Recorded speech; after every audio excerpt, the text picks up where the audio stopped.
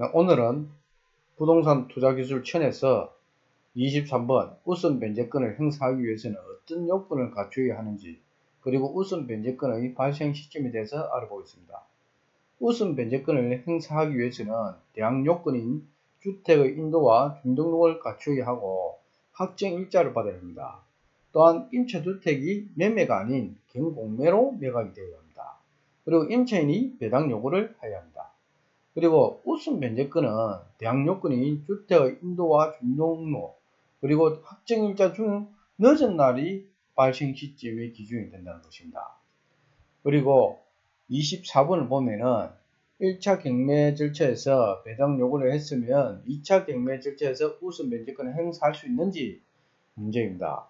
자, 대항력과 우선 변제권의 두 가지 권리를 가진 임차인이 1차 경매 절차에서 우선 변제권을 행사해서 배당 요구를 했는데 보증금 전액을 배당받지 못하는 경우가 있습니다.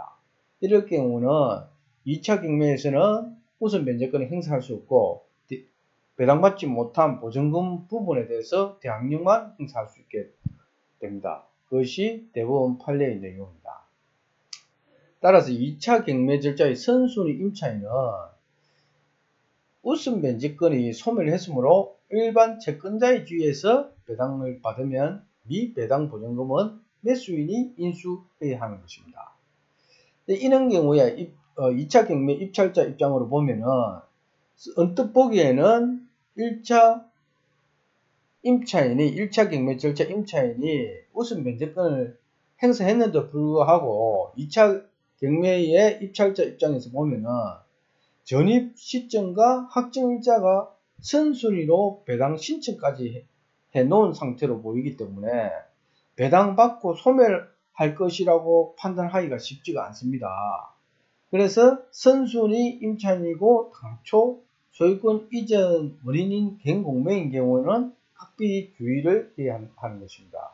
그리고 이런 경우 이전 경매 사건에서 임차인이 또 배당 요구를 했는지, 또 우선 변제권을 행사했는지 안 했는지를 살펴보는 것이 중요합니다. 그리고 임차인이 1차 경매 절차의 매수인과 새로운 임대차 계약을 체결할 수도 있습니다. 자, 다시 보면은 임차인이 1차 경매 절차에서 낙찰받은 낙찰자와 새로운 임대차 계약을 체결하게 되면은 2차 경매 절차에서는 우선 변제권에 의한 배당을 받을 수 있게 되는 것입니다. 그리고 대항력과 우선 변제권의 두 가지 권리를 가지고 있는 임차인이 1차 경매 절차에서 우선 변제권을 행사하지 않을 수도 있습니다. 그럴 경우는 만약에 우선 변제권을 행사하지 않았다는 것은 보증금 배당을 받지 않았다는 것입니다. 그러면은 우선 변제권을 행사하지 않았고 대항력만 행사하고 있었다면 2차 경매 절차에서 우선 변제권을 행사하면서 배당 요구를 할 수도 있습니다. 그리고 대항력과 우선 변제권을 점유하고 있는 임차인이 배당 요구 후 일부만 배당받은 경우에는 자기가 배당받지 못한 부분에 대해서 대항력을 행사할 수 있지만은 매수인은 1차 경매에서 임차인이 배당받은 금액에 대해서는 부당이득 반환을 청구할 수 있습니다.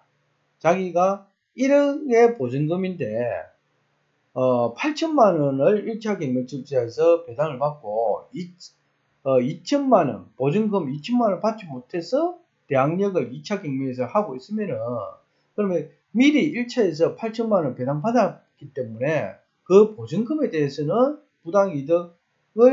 부당이득 반환을 청구할 수 있다는 겁니다.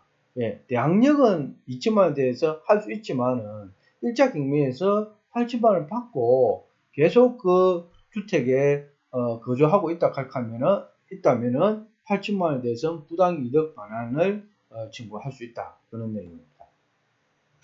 그리고 25번을 보면은 민법의 전세권에 관한 규정에 의한 전세권 등기와 주택임대차보호법상의 확정일자의 차이점인데, 이것은 확정일자 제도에 의한 순위가 인정되기 위해서는 확정일자를 받는 외에 주민등록의 전입신고와 주택 인도를 받아서 실제 거주, 입주할 것을 요구를 합니다. 근데 전세권 설정 등기는 전세권 설정 등기를 해두면은 주민등록 전입신고나 실제 거주는 그 요건이 아니기 때문에 다른 확정일자 받는 것보다는 편리합니다. 하지만은 경매 사건이 있으면 경매를 신청할 때는 확정일자를 받아둔 임차인은 전세기간이 만료되면은 임대인이 보증금을 반환하지 않을 경우 임차 보증금 반환 청구 소송을 제기해야 하고 그 승수 판결문을 받아서 그 판결문을 가지고 강제집행을 신청할 수 있습니다. 그런데 전세권 설정 등기를 해둔 경우 전세권자는 민사집행법의 담보권 실행 등을 위한 경매의 규정에 근거해서 판결 절차 없이 직접 경매 신청이 가능하다는 게 이 부분의 장점이고, 다만 건물 일부에만 전세권 설정 등기를 한 경우는 그 나머지 건물 부분에 대해서는 우선 면제권 인정되지만 임차 부분에 대한 분할 등기 없이 전체에 대한 경매 신청을 할 수 없다는 겁니다. 그래서 건물, 주택 같은 경우에 2층만 전세권 설정 등기가 되어 있다든지, 아니면 1층 바깥에만 전세권 설정 등기가 되어 있는 경우는 그 건물 부분에 대해서는 우선 변제권을 인정하는데 임차 부분에 대한 분할 등기, 자기가 임차하고 있는 부분에 대해서 분할 등기 없는 상태에서는 전체에 대한 경매 신청을 할 수 없다. 이 대법원 판례 내용입니다. 그리고 만약에 이런 경우에 아파트에 전세권 설정 등기를 한 경우는 전체에 경매 신청을 할 수 있습니다. 그리고 임차인이 대항요건과 확정일자만 갖춘 경우와 전세권 설정 등기를 한 경우의 배당요건 및 배당 범위는, 자, 확정일자만 갖춘 경우는 경매 절차에서 별도의 배당 요구를 해야 하지만은 전세권 설정 등기를 한 경우는 별도의 배당 요구 없이도 순위한 배당을 받을 수 있습니다. 확정일자를 갖춘 경우에는 임차주택 외에 그 대지 한가대금에서도 우선 배당을 받을 수 있으나 대지를 포함하지 않고 주택에만 전세권 설정 등기를 한 경우는 대지 한가대금에서 우선 배당을 받을 수 없습니다. 다만 집합건물 판례를 보면은 집합건물이 되기 전에 건물 일부에만 전세권 설정이 되었다가 그 건물이 집합건물로 된 경우입니다.